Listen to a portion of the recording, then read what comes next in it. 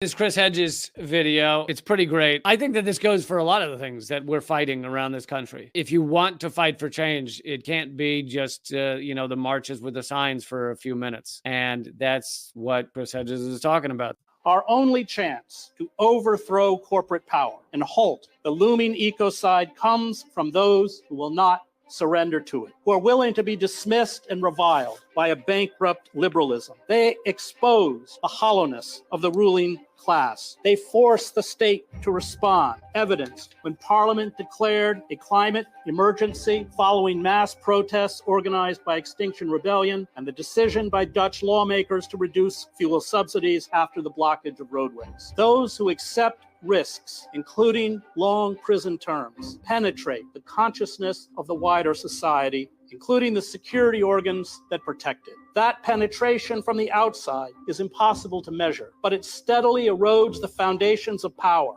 until what appears as a solid edifice seemingly crumbles overnight. The ossified systems of governance, evidenced in the United States by our corporate managed elections, our system of legalized bribery, our commercialized press, and our captive judiciary, which has legalized gerrymandering, an updated version of Britain's 19th century rotten borough, exposes the political class as puppets of the ruling corporate cabal. As the system calcifies, it carries out ever more draconian repression. Reform through these structures is impossible. I always love Chris Hedges' speeches. Such important points he's making there. And I think some people may see that quotes like that as kind of scary. I see them as optimistic. I see them as hopeful. He talks about how it may seem like true change is so far away as we're seeing the climate crisis destroy our future, as we're seeing genocide in Israel, in Gaza. But we're seeing the cracks in this ruling system, the cracks in this elite that, unfathomably rich elite that are keeping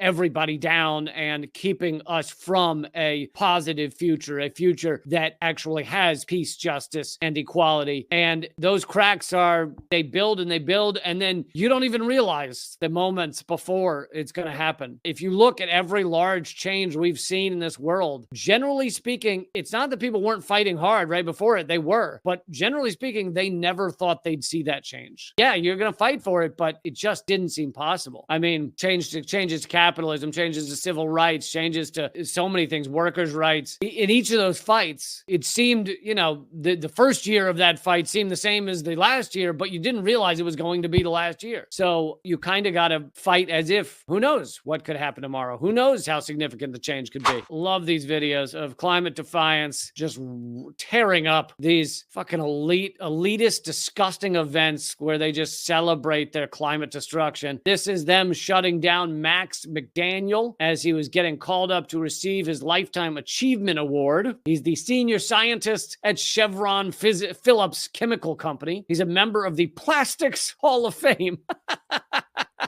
There's a Plastics Hall of Fame. Oh my God. Just the fact that exists is so repulsive. So they were throwing a gala for this completely bought off oil scientist. This man's a disgrace to science, an absolute disgrace, and a sellout to some of the worst organizations that has had.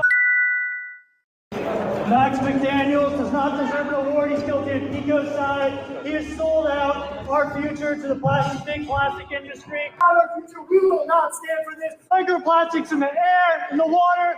We fight here for the youth. We fight here for the future. See you sitting here silently. Police are coming. You'll be escorted out. This is time. Max McDaniel has been the last entire career polluting the air we breathe, the water we drink. Yeah, get out of here!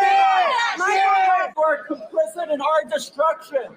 Why are you celebrating a climate criminal? Max McDaniel, please not the science. This is totally inappropriate, and I don't know how you sleep at night, sir. I really don't.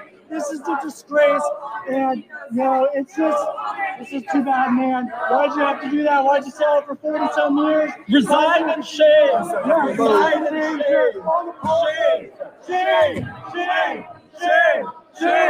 Shame. That's right. Get out of here.